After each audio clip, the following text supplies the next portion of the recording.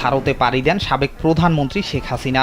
গেল ৫ আগস্ট পদত্যাগ করে ছোট বোন শেখ রেহেনাকে নিয়ে ভারতে চলে যান তিনি। বাংলাদেশের সামরিক বাহিনীর একটি বিমানে আওয়ামী লীগ সভাপতি দিল্লির কাছে গজারিয়াবাদের হিন্দন বিমান ঘাঁটিতে অবতরণ করেন। এরপর থেকে তিনি কোথায় আছেন তা নিয়ে চলে নানান আলোচনা। সেই আলোচনার মধ্যেই এবার খবর পাওয়া গেল ভারত ছাড়ছেন শেখ হাসিনা। জানা যায় যুক্তরাষ্ট্র ভারতের কাছে জানতে চেয়েছেন শেখ হাসিনা কিভাবে কোন ব্যবস্থায় দিল্লিতে অবস্থান করছেন।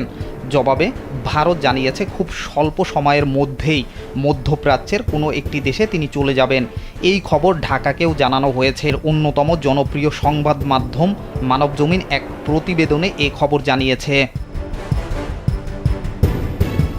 কেউ কেউ বলছেন ভারত ছাড়ার পর শেখ হাসিনা হয়তো মধ্যপ্রাচ্যের দেশ সংযুক্ত আরব আমিরাতে যেতে পারেন, তবে এ তথ্যের কোনো সঠিক সূত্র পাওয়া যায়নি। শেখ হাসিনার সঙ্গে থাকা কূটনৈতিক পাসপোর্টও বাতিল করে দিয়েছে সরকার।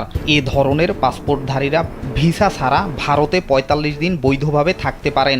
ইতিমধ্যে ভারতে শেখ হাসিনা প্রায় ২ মাস ধরে অবস্থান করছেন।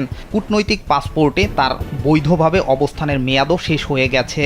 এখন তিনি কোন স্ট্যাটাসে দেশটিতে অবস্থান করছেন তা পরিষ্কার নয়। ভারতের পক্ষ থেকেও বিষয়টি খোলসা করা হয়নি। এদিকে সম্প্রতি দিল্লিতে নিজামুদ্দিন আউলিয়ার দরগায় দেখা যায় নারায়ণগঞ্জের আলোচিত সাবেক সংসদ সদস্য শামীম ওসমানকে।